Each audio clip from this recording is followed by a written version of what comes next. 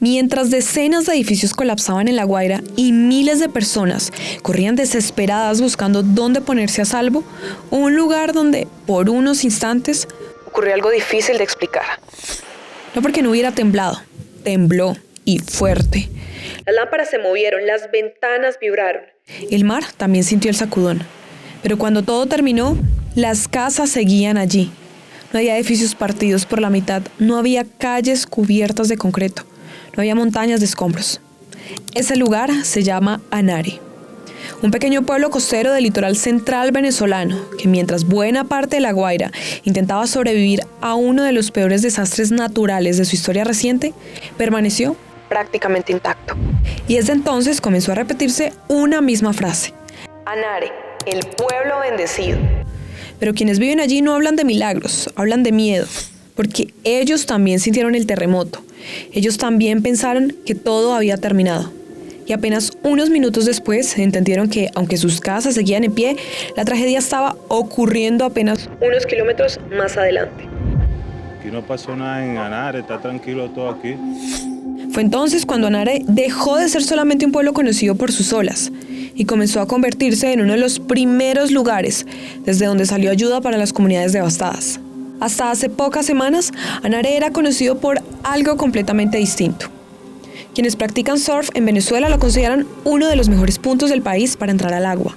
Su playa recibe oleajes constantes durante buena parte del año y desde hace décadas atrae a surfistas nacionales y extranjeros que llegan buscando una rompiente poco común en el Caribe venezolano. Pero Anare nunca fue únicamente un destino para el surf.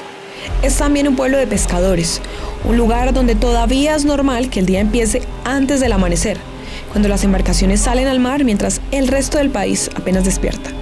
Las casas son bajas, muchas están construidas de manera tradicional. Las calles son estrechas, los vecinos se conocen por nombre y prácticamente cualquiera sabe quién vive detrás de cada puerta. La vida allí siempre ha transcurrido con un ritmo distinto al de Caracas, ubicada apenas a poco más de 1 hora por carretera. Muchos viajeros llegaban únicamente para pasar el día entre la playa y los pequeños restaurantes frente al mar. Otros terminaban quedándose varios días para aprender a surfear. Con el paso de los años, Anare fue construyendo una identidad propia dentro del litoral venezolano. Lejos de los grandes edificios, lejos de los hoteles, lejos del turismo masivo. Pero el 24 de junio todo cambió. Mientras Venezuela celebraba el feriado por la batalla de Carabobo y la festividad de San Juan Bautista, 2 terremotos separados por apenas 39 segundos estremecieron el centro norte del país.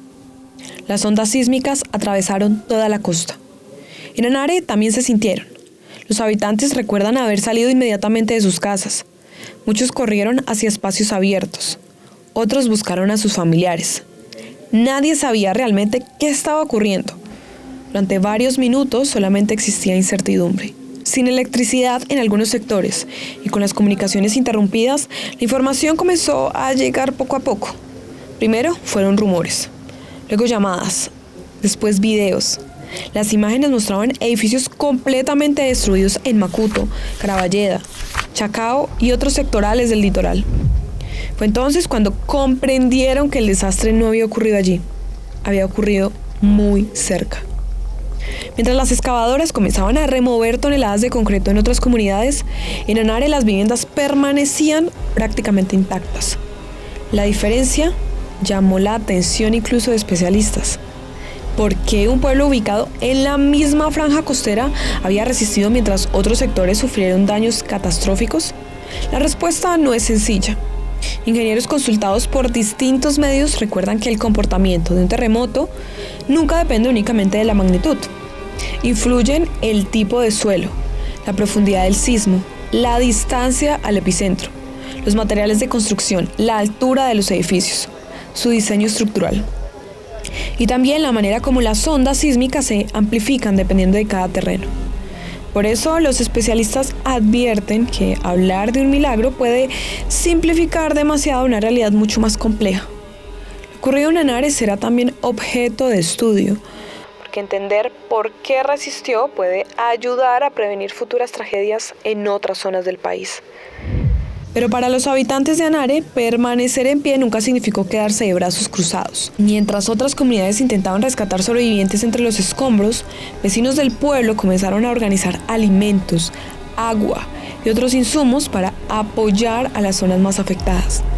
Muchos cruzaron hacia comunidades cercanas para colaborar con las labores de ayuda, conscientes de que, aunque Anare había resistido el terremoto, la tragedia estaba ocurriendo a pocos kilómetros de distancia. El pueblo que había sobrevivido comenzó a trabajar para quienes no habían tenido la misma suerte. Hoy, las olas siguen llegando a Anare exactamente igual que antes. Los surfistas han comenzado a regresar poco a poco. Los pescadores vuelven a salir al amanecer. La playa conserva el mismo paisaje que durante años atrajo visitantes de toda Venezuela. Pero algo cambió para siempre. Porque ahora, cuando alguien menciona Anare, ya no piensa únicamente en surf. Piensa en un pueblo que permaneció de pie mientras el resto del litoral se derrumbaba. Un lugar donde la tragedia pasó de largo, pero donde el dolor de los vecinos terminó sintiéndose como propio. Quizá por eso, más que el pueblo que sobrevivía al terremoto, Anare comenzó a convertirse en otra cosa. En el recordatorio de que incluso cuando una comunidad permanece intacta, ninguna tragedia deja realmente intactos a quienes la presencian desde tan cerca.